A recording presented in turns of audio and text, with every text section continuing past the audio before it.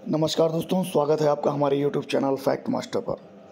दोस्तों, 69,000 शिक्षक भर्ती बहुत ज़्यादा विवादास्पद रही है, ये आप सभी जानते हैं। और जो आरक्षण के नियम थे वो कहीं ना कहीं इसमें जो है फॉलो नहीं किए गए। यदि आप हमारे चैनल को फॉलो कर रहे होंगे तो मैंने बहुत सारे वीडियो जो है 69,000 शिक्षक भर्ती में जितने भी सरकमस्टांसेस बने हैं, जितनी भी परिस्थितियां बनी हैं, उनको लेकर के मैंने लगातार अपडेट दिया है। लेकिन पिछले कुछ दिनों से बहुत ज़्यादा जो है इस पर बहस चल रही थी और मामला चूँकि हाई कोर्ट में था और सरकार ने चुनाव से पहले 6800 की लिस्ट जारी कर दी गई थी, जबकि विसंगतियां अगर देखी जाएँ तो कुछ 18,000 अभ्यर्थियों को लेकर के है।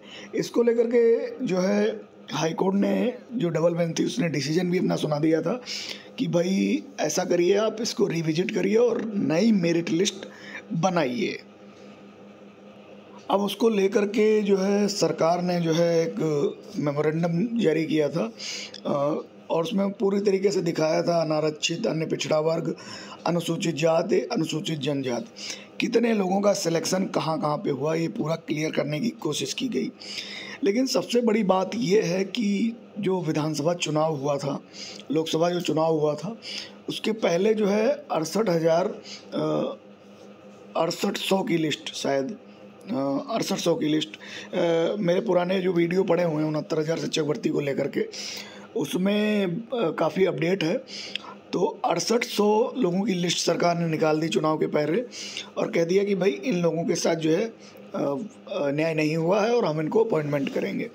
लेकिन उसके बाद 6800 अभ्यर्थी लगातार कोर्ट में लड़ते रहे, इनको भी किसी प्रकार का कोई भी जो है नियुक्ति नहीं मिली और लगातार लड़ते रहे। ये मामला चूँकि हाई कोर्ट में गया तो हाई कोर्ट ने क्या बोला कि ऐसा है, 69,000 की जो अपॉइंटमेंट हैं वो गलत तरीके से हुआ है और लिस्ट को रिविजिट करने की ज़रूरत है।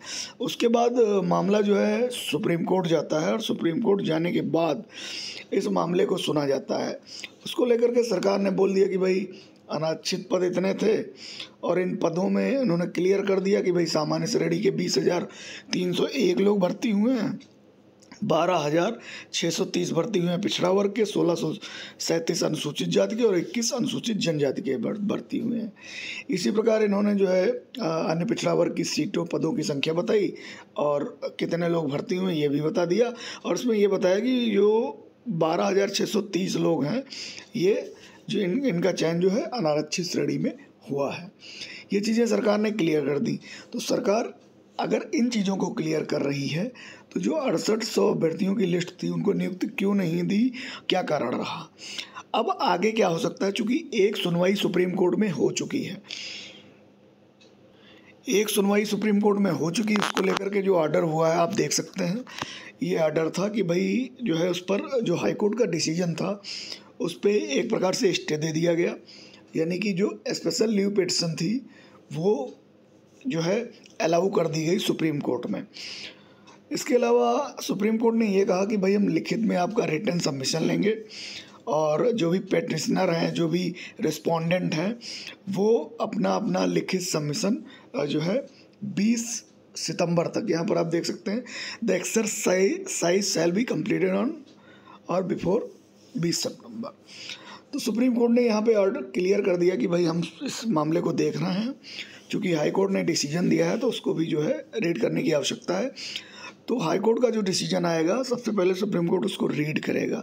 तो यहाँ पे कुछ महत्वपूर्ण बातें हैं एज पर माई व्यू कि मैं व्यक्तिगत रूप से जो आपसे कहना चाह रहा हूँ उसको आप समझिएगा कि 69,000 शिक्षक भर्ती में काफ़ी शिक्षकों की अपॉइंटमेंट हो चुकी है। सरकार ने क्लियर कर दिया कि हमने भाई इतने इतने लोगों को अपॉइंटमेंट दिया है।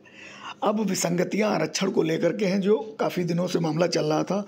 बहुत सारे जो ओबीसी वर्ग के नेता हैं वो भी इस मामले को उठा रहे थे और संसद में भी ये बात उठी। उसके बाद जो है लगातार जो भी जिनका एनडीए से अलायंस है उनको लेकर के भी ये बात उठी कि भाई 69,000 शिक्षक भर्ती में जो आरक्षण का मिसमैच है उसको सही किया जाए।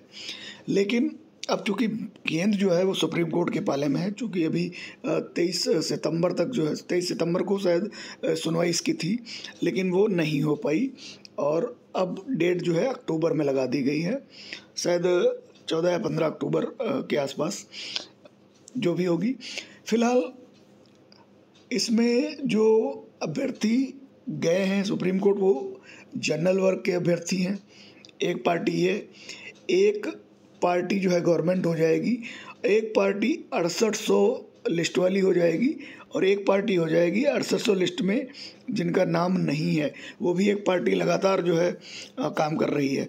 और कुल मिलाकर के ये सुप्रीम कोर्ट इस मामले को उसी प्रकार है, आपको याद होगा जो 72,825 की जो भर्ती 2011 में आई थी उसको लेकर के जो डिसीजन हुआ था, उसको लेकर के जो सुप्रीम कोर्ट ने निर्णय दिया था तो एक नपातुला निर्णय था वो, और उसमें सरकार को लिबर्टी दे दी थी।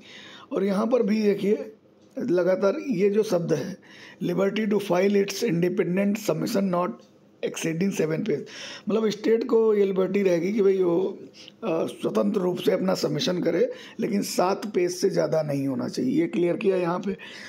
अब यहाँ पर चूँकि 4 और 5 पार्टियाँ हैं और एक पार्टी जो ये मैसेज जो ऐश्वर्य भाटी देख रहे हैं एडिशनल सॉलिसिटर जनरल है, और इन्होंने जो है 72,825 का मैटर था उसमें भी जो सरकार की तरफ से अहम भूमिका निभाई थी।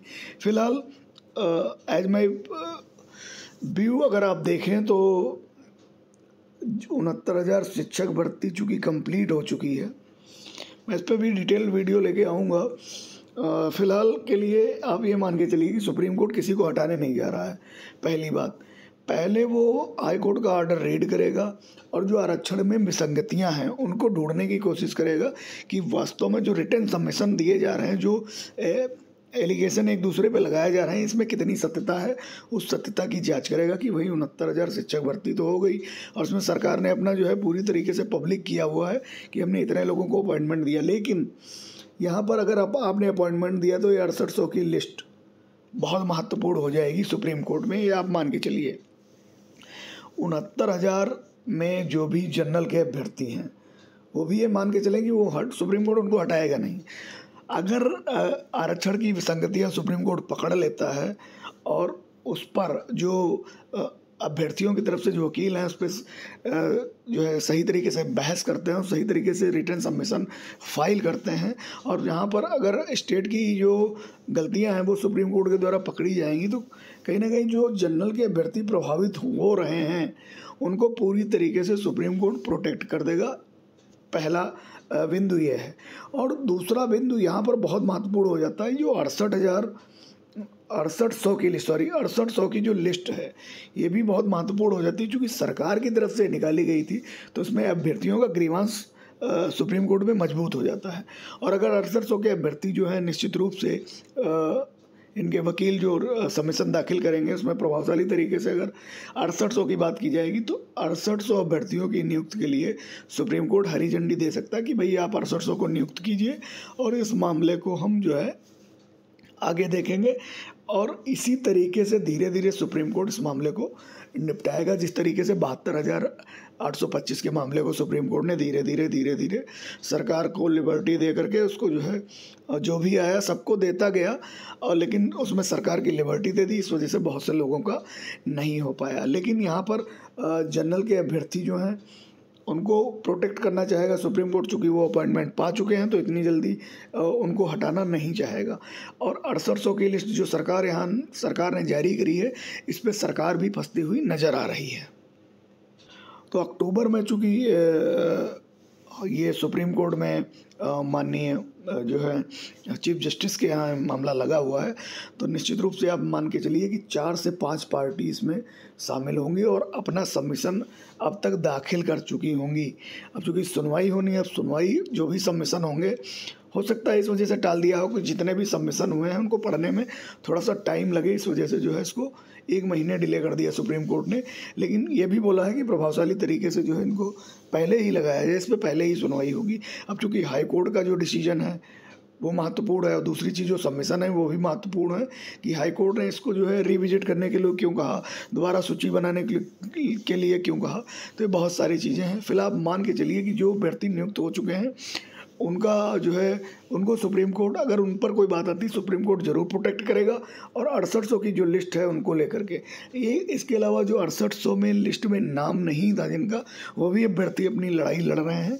अब एक बार अगर सुनवाई हो गई तो निश्चित रूप से इसकी दिशा तय हो जाएगी कि मामला आगे कैसा होगा।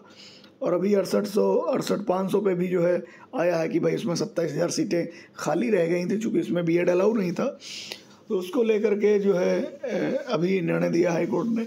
और उसमें कहा कि भाई जो रिक्त पद हैं उनको जो है वैकेंसी निकाल करके जो है, लेकिन उस पर होने वाला कुछ नहीं है, मामला डबल बेंच में जाएगा, अभ्यर्थी लड़ेंगे, सुप्रीम कोर्ट जाएगा। तो फाइनली सुप्रीम कोर्ट से ही चीज़ें डिसाइड होती हैं। और चूँकि हाई कोर्ट ने डिसाइड किया था, तो जल्द ही अभ्यर्थी जो है, जो भी चाइनीज जनरल वर्ग के अभ्यर्थी थे, वो सुप्रीम कोर्ट में चले गए और उन्होंने जो है इस पर स्टे करवा दिया। हाई कोर्ट के डिसीजन पे सरकार को भी थोड़ा राहत मिल गई और सरकार भी अब इसमें अपना पूरी तरीके से पक्ष रखेगी। लेकिन अगर मामला थोड़ा सा भी प्रभावित होगा कि भाई इतने लोगों का मामला है, और तो कहीं ना कहीं उन लोगों को नियुक्त सुप्रीम कोर्ट ज़रूर देगा, और जो लोग बाहर हो रहे हैं उनको सुप्रीम कोर्ट प्रोटेक्ट करेगा। आपका क्या व्यू है, आप कमेंट बॉक्स में ज़रूर बताइए। Thank you.